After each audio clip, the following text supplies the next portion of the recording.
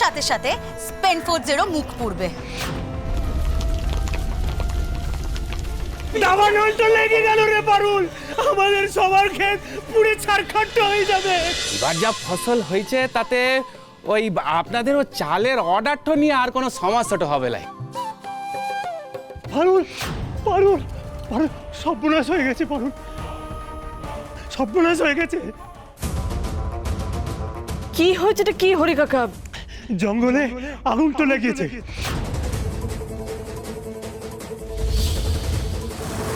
আর ধান ক্ষেতের দিকে আগুন আসছে হু করে। জঙ্গল থেকে আগুন খেতে ধরতে বেশি সময় লাগবে না রে পারুল, মেলা হাওয়া তো দিচ্ছে। সব ফসল খেতে ফেলা আছে রে পারুল, কত ধানই বা কাটা হয়েছে বল, সবই তো খেতে পড়ে আছে। 100 বিঘা ধান ক্ষেত সব পুড়ে ছারখার হয়ে যাবে। আর বোধহয় ওই ধানগুলানকে বাঁচাইতে পারলাম না রে পারুল, সব শেষ হয়ে গেল। হায় বাবারে, শহর সব শেষ হয়ে গেল। না না না, এইটা কি করে হতে পারে? বাবা ভুবনেশ্বরের মতো এত বড় ক্ষতি করতে পারে? আমাকে এক্ষুনি মাটিতে যেতে হবে। চলো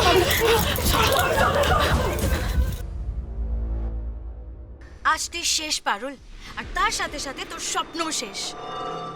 আমি ওয়েদার রিপোর্ট চেক করে নিয়েছি, আকাশে স্ক্যাটার্ড মেঘ থাকলেও দে আর নট এনাফ ফর বৃষ্টি। আজ বৃষ্টির কোনো চান্স নেই। এদিকে আকাশ মেঘলা থাকার কারণে ফাটিয়ে হাওয়া দিচ্ছে। ওই আগুন জঙ্গল থেকে বেরিয়ে এবার ধান ক্ষেত ধরলো বলে। তোরা যতটা ধান কেটেছিস আর বাকি গোটা ক্ষেতে যেখান থেকে ধান কাটা বাকি, সব জ্বলে পুড়ে ঝামা হয়ে যাবে। আর স্পেনফোর্ডসের মতন কোম্পানির কাছে প্রমিস সাপ্লাই মিট করতে না পারলে কি হবে জানিস পারুল? ওরা তো তোর সাথে ডিল করেছে এটা ভেবে যে তুই ওদেরকে সাপ্লাই দিতে পারবি, আর সেই মতো ওরা ওদের সব রিটেল স্টোরে বাকি সাপ্লাই চেন বন্ধ করে রেখেছে তোর ওপরে ব্যাংক করে। এবার তুই ওদের সাপ্লাই না দিতে পারলে ওরা ওদের কাস্টমারকে সাপ্লাই দিতে পারবে না। তোর সাথে সাথে স্পেনফোর্ডসেরও মুখ পুড়বে। আর সেটা কি স্পেনফোর্ডস মেনে নেবে? নেবে না রে, কারণ বিগ কর্পোরেটস না খুব ইগোইস্টিক হয়। তুই যাতে আর কোনোদিনও বিজনেস না করতে পারিস সেই ব্যবস্থা নেবে ওরা। তোলে মুচড়ে একেবারে শেষ করে দেবে তোকে আর তোর কোম্পানিকে। ইয়েস!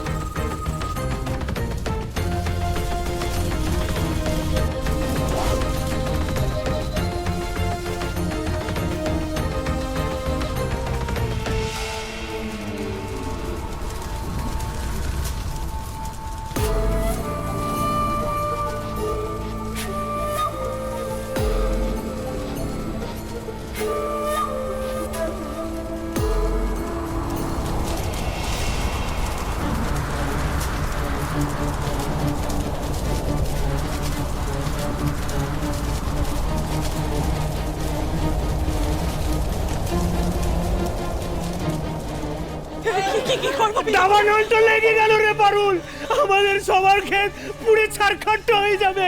এদিকে 1 সপ্তাহ হয়ে গেল, বৃষ্টির কোনো দেখা নাই। আর তলমার জঙ্গলে শুকনো পাতা, শাল কাঠ হু হু করে আগুন চলে যাচ্ছে।